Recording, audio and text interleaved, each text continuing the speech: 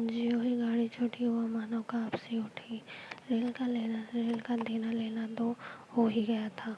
अब उसको किसी की क्या परवाह। वह अपनी स्वाभाविक गति से चलने लगी। प्लेटफॉर्म पर भीड़ भी न थी, केवल 2-4 आदमी रेल की अंतिम रेताई तक खड़े थे। जब तक स्टेशन दिखलाई दिया तब तक वह बेचारी बाहर ही देखती रही, फिर स्पष्ट होकर रोने लगी। उस कमरे में 3-4 प्रौढ़ा ग्रामीण स्त्रियाँ भी थी। एक जो उसके पास ही थी कहने लगी, अरे इनकर मने तो नाही आइलेन। हाँ देखो रोवल करत हईन। दूसरी, अरे दूसर गाड़ी में बैठा हुई। पहली बोली, दूर बोरही ही जाने गाड़ी थेड़े है। दूसरी, ताऊ हो भले तो कहो। कहकर उस दूसरी भद्र महिला से पूछने लगी, कौन गाँव तरबू बेटा, मिर्जापुर चढ़ी हो ना। इसके जवाब में उसने जो कहा सो बात सुन न सकी। तब पहली बोली, हट हम पूछ लेना। हम कहाँ उतरबो आए इलाहाबाद। दूसरी, इलाहाबाद कौन गाँव हवा गोइया। पहली, अरे नाही न जंदूक प्रयाग जी, जहाँ मनई मकर नहाए जालम। दूसरी बोली, भला प्रयाग जी काहे न जाने दी। ले कही के नाही, थोड़े पंज के धर्म से 4 ढाई नहाए चुकी हुई। ऐसो हो सोमवारी और गहन धक्का लाग रहा। तउन तोहरे काशी जी नहाए गई रहे। पहली, आवे जाए के तो सब अवते जाता बाटे ना। फोनिया साहिब तो बेचारो विपत में ना पड़ल बाटली। हे हम पंचाई राजघाट टिकस टकटोली मोंगल के सराय उतरली है। हो द पुनः चढ़ली। दूसरी, ऐसे एक दाई हम आवत रहे। एक मिली औरत मोरे संगे रही। दुकने टिसनिया पर होकर मलिकवा उतरे सकी जुरतई है गड़िया खुली। अब भैया ओगरा फाड़ नरिया। हे साहब गड़िया खड़ी कर। हे साहब गड़िया तनी खड़ी कर। भला गड़िया दही नाती काहे के खड़ी होए। पहले ती मेहरुआ बड़ी उजबक रहल। भला केहू के चिल्लाए से रेलुआ कहूर खड़ी होला। इसकी इस बात पर कुल कमरे वाले हंस पड़े। अब जितने पुरुष स्त्रियाँ थी एक से एक अनोखी बातें कहकर अपने तजुर्बे बयान करने लगी। बीच बीच में उस अकेली अबला की स्थिति पर भी दुख प्रकट करती जाती थी। तीसरी स्त्री बोली, टिकसिया पल्ले बायनक नाही। हे साहेबवा सुनी तो कलकत्ते ताइले मसूलिया ली। अरे इहो तो नाही कि दूर से आवत रह लेना। फरागत के बदे उतर लेना। चौथी बोली, हम तो इनके संगे के आदमी के में देखबो नहीं की हो गोइया। तीसरी बोली, हम देखे रहली हो मजे टोपी रहने को। इसी तरह उनकी भैंसे पैर की बातें सुनते सुनते बंसीधर ऊब उठे। तब वे उन स्त्रियों से कहने लगे, तुम तो नाहक उन्हें और भी डरा रही हो। जरूर इलाहाबाद तार गया होगा। दूसरी गाड़ी से वे भी वहाँ पहुँच जाएंगे। मैं इलाहाबाद ही जा रहा हूँ। मेरे संग भी स्त्रियाँ हैं जो ऐसे ही हैं। तो दूसरी गाड़ी में आने तक मैं स्टेशन ही ठहरा रहूँगा। तुम लोगों में से यदि कोई प्रयाग उतरे तो थोड़ी देर के लिए स्टेशन पर ठहरा जाना। इनको अकेला छोड़ देना उचित नहीं। यदि पता मालूम हो जाएगा तो मैं इन्हें इनके ठहरने के स्थान पर भी पहुंचा दूंगा।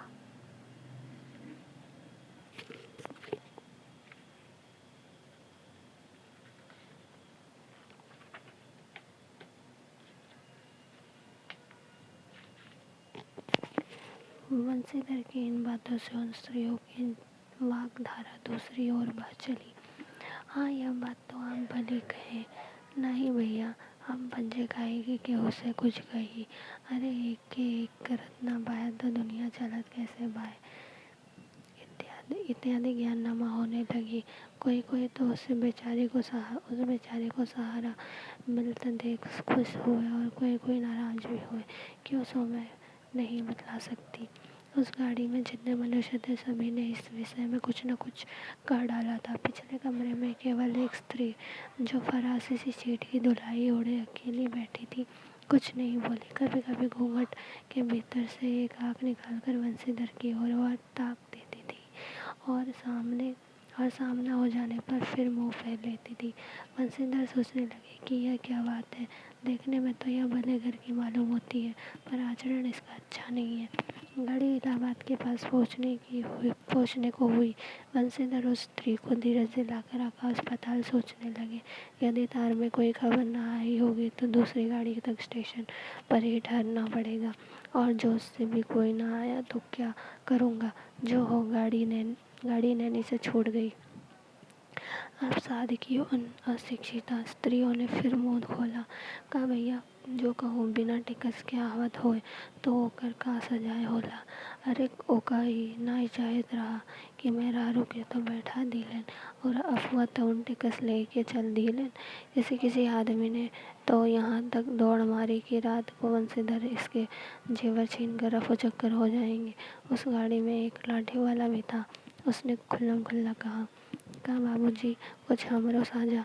इसकी बात पर बंसीधर क्रोध में लाल हो गए। उन्होंने इसे खूब धमकाया। उस समय तो वह चुप हो गया, पर यदि इलाहाबाद उतरता तो बंसीधर से बदला लिए बिना न रहता। बंसीधर इलाहाबाद से उतरे। एक बुढ़िया को भी वहीं उतरना था। उससे उन्होंने कहा कि उनको भी अपने संग उतार लो। फिर उस बुढ़िया को उस स्त्री के पास बिठाकर आप जानकी को उतारने लगे। जानकी से सवाल कहने पर वह बोली, अरे जाने में दो, किस बखेड़े में पड़े हो।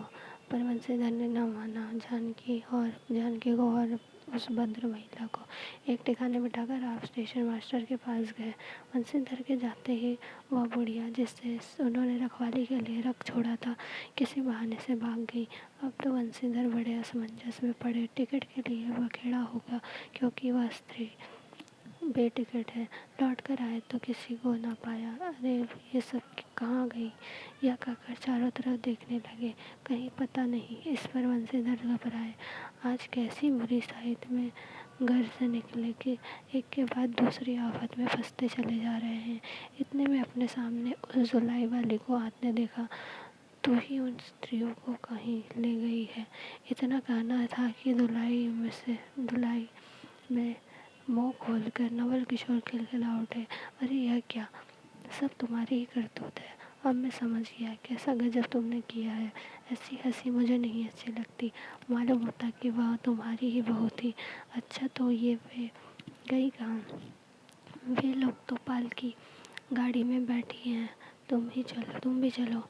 नहीं, मैं सब हाल सुन लूँगा तब चलूँगा। हाँ, यह तो कहे तुम मिर्ज़ापुर में कहाँ से आ निकले? मिर्ज़ापुर नहीं, मैं कलकत्ते से, बल्कि मुग़ल सराय से तुम्हारे साथ चला आ रहा हूँ। तुम अब मुग़ल सराय में मेरे लिए चक्कर लगाते थे, तब मैं ड्योढ़े दर्जे में ऊपर वाले बेंच पर तुम्हारे तमाशा देख रहा था। फिर मिर्ज़ापुर में जब तुम पेट के धंधे में लगे थे, मैं तुम्हारे पास से निकल गया, पर तुमने न देखा। मैं तुम्हारी गाड़ी में जा बैठा, सोचा कि तुम्हारे आने पर प्रकट होऊंगा, फिर थोड़ा और देख ले। करते करते यहाँ तक नौबत पहुँची। अच्छा अब चलो, जो हुआ उसे माफ़ करो। यह सुन बंसीधर प्रसन्न हो गए। दोनों मित्रों में बड़े प्रेम से बातचीत होने लगी। बंसीधर बोले, मेरे ऊपर जो कुछ बीती सो बीती, पर वह बेचारे जो तुम्हारे से गुणवान के संग पहली ही बार रेल में आ रही थी, बहुत तंग हुई। उसे तो तुमने नाहक रुलाया, बहुत ही डर गई थी। नहीं जी, डर किस बात का था, हम तुम दोनों गाड़ी में थे ना। हाँ, पर यदि स्टेशन मास्टर में से इत्तला कर देता तो बखेड़ा खड़ा ना हो जाता ना। अरे तो क्या, मैं मर थोड़े ही गया था। 4 हाथ की धुलाई की बसाती कितनी।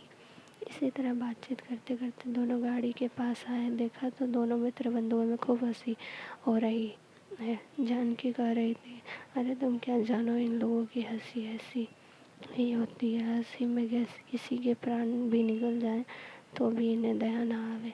खैर, दोनों मित्र अपनी अपनी घरवाली को लेकर राजी खुशी घर पहुँचे, और मुझे भी मुझे भी उनकी यह राम कहानी लिखने से फुर्सत मिली।